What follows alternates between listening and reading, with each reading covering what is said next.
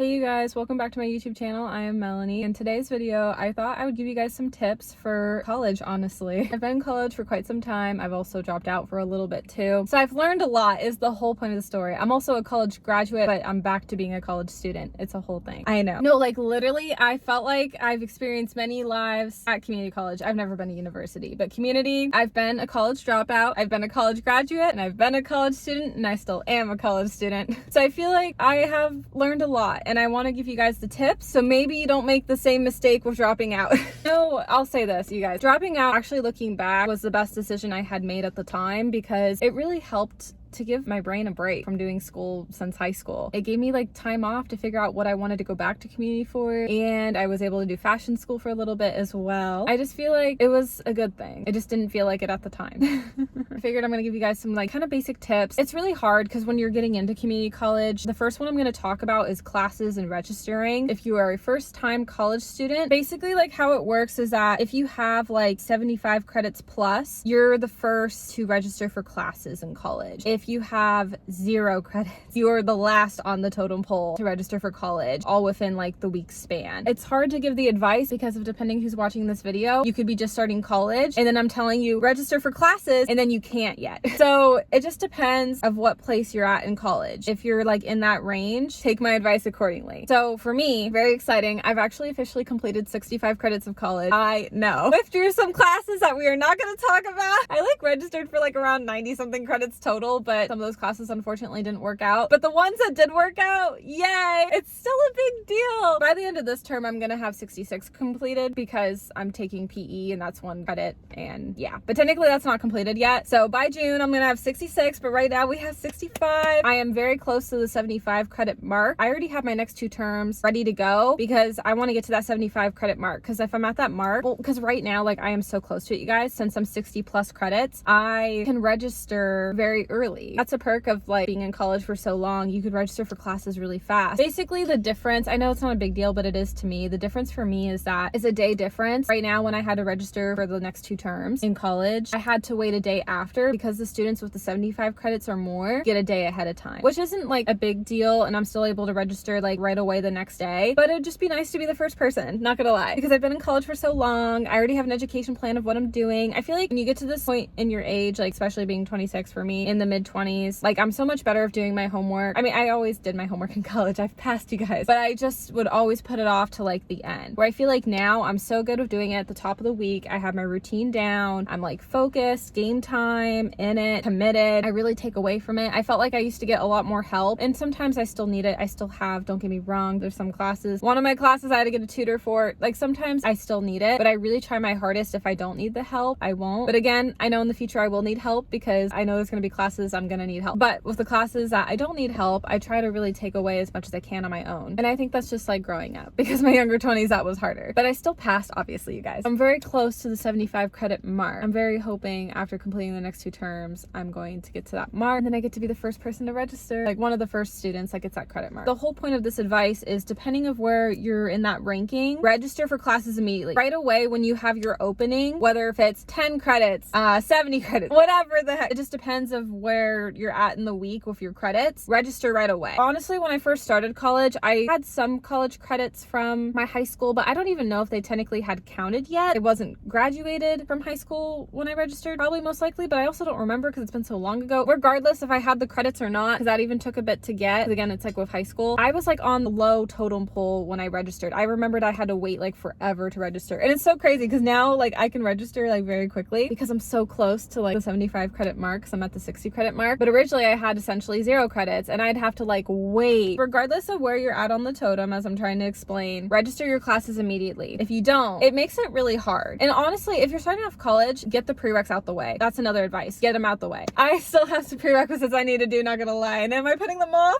Absolutely. But I had some big credits back in the day that I'm really glad I got out the way. You know what I'm saying? Still, whatever you can, get your main prerequisites out the way. You could still end up needing more depending of your half of college. I originally didn't need a ton of prerequisites, but I needed some. To get a certificate, you still need some, but now with the university direction, I definitely need some more prerequisites, but that happens. It's okay. It's all good. Dying on the inside. I'm just nervous, but I try to be positive. Oh, it's really hard to be positive, but I'm trying to be positive, take away from it. Like when that time comes, it's gonna be okay. Register for your classes. If you don't, you guys, you'll get waitlisted. I've been there, done that, or you just don't get in the class, and then it's kind of discouraging if you have your education plan and it doesn't work out. I'm a very type A person, so I have like a waitlisting story. My friends in my friend group were so mean and savage AF. Well, like basically in college, I was friends with this girl and these two boys. We would take like our writing classes together. That's the thing, make friends in college. Try to make friends in college. You know, I know it's hard. It was hard for me because like college back in the day was like an adjustment from high school when I went like in my earlier time of college. Now I just do it online, so I'm like, yay, I don't have to be social. Back then it was like hard, but I made friends along the way and we'd take our writing classes together. So that's what I mean, make friends and then register for classes together, honestly. Even if it's like a season in your life. I mean, I still have like the boys on socials. I'm not friends with the girl anymore.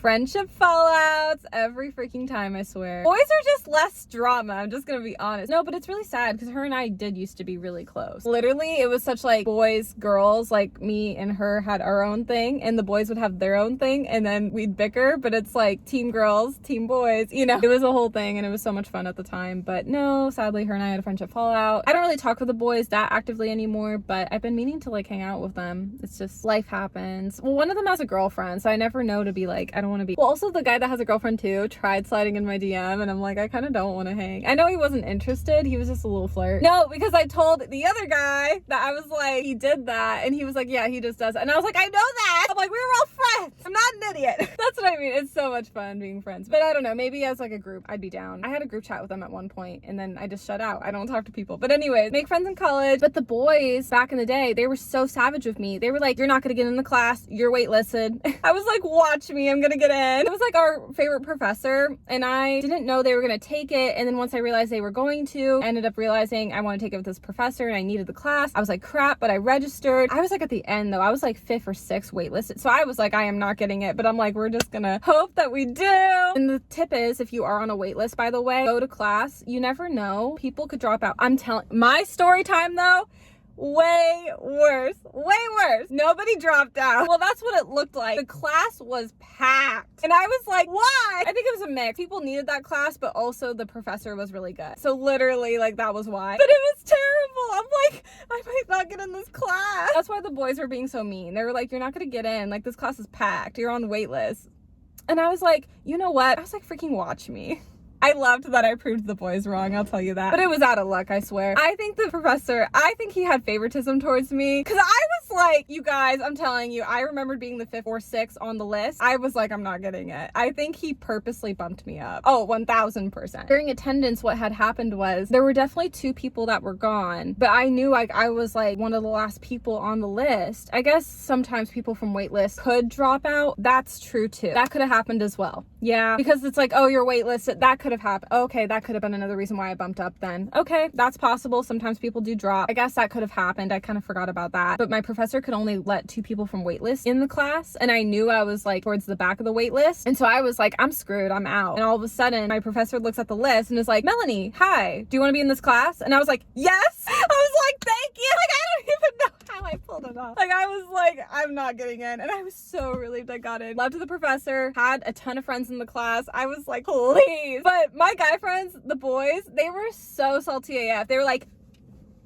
you shouldn't been in the class. And I was like, you'll be happy about it tomorrow, like the next class, because it's like every couple days that you have class. And so literally I'm like, you'll be fine the next time we have class together. Literally the boys were fine after. They were just being trolls. It was so rude AF, but it was so amazing and iconic. That was a fun story time. But yeah, don't get waitlisted, but if you do, maybe you'll have some luck. Also, times have changed with college now that like remote is huge. You never know truly, but I do recommend register your classes early. A couple other things before I get going. If you're broke, not gonna lie, nowadays my parents are very generous and help with college right now. I'm blessed for community, because for university it might not be that way. I already know it's not going to be that way, but we will figure that out at a later time. We will cross that bridge when we get there, but I'm blessed right now, so thank you guys. Back when I did college, like straight out of high school, I had Oregon Promise back in the day. When you drop out of college, unfortunately it goes away, so I wasn't able to keep it. Yeah, that was very sad, because it's like you get money out of it, you know. I didn't have to pay really that much. I think my balance did used to be 0 back in the day. See, that's why also now I take like college way more seriously too, because like it's out of pocket. It's like my parents' money out of pocket. Back then it was like, oh, I can get the homework done later, because I was like $0.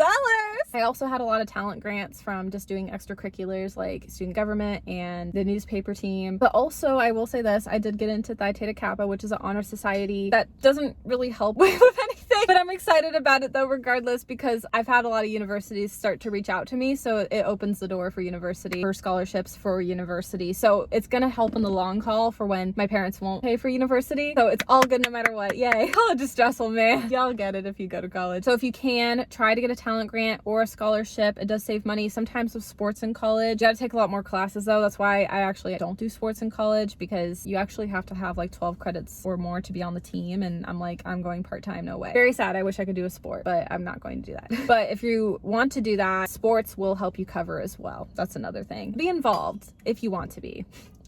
I don't have to be anymore, yay! But I kind of still am, and that's going to help for university, so it just depends. I also went back to college too, so everyone's journey with it is different. But the last thing I want to end the video on is get an advisor. Your advisor will save your life in college. It doesn't have to be the same consistent one. They all are there to help. But also, if you're looking into university, even if you don't know if you're going to go to the school you want to go to or not, my dream school in particular right now, I have an advisor. Technically, it's unofficial because I'm not a student there yet. I hope I will be a student at some point. But even if it doesn't work out, get an advisor regardless of whatever school you're going to end up going to, because they will help tremendously of what you need for your education plan and your classes. So currently I have my dream university advisor, and then I have my community college advisor, and they both have been helping me out tremendously. The goal right now with my advisors is to be on the same page with the classes for the associates and the transfer. It's so hard, I'm telling you. It has helped me out tremendously. Get an advisor, even if it takes a while, and like talk to multiple advisors, see who you connect with. I've done that before. An advisor has truly changed my life, and it will truly change your life. Anyways, that's all for this video. I hope these tips are helpful if you're a college student. If you're not, hopefully you just enjoyed my venting in this video,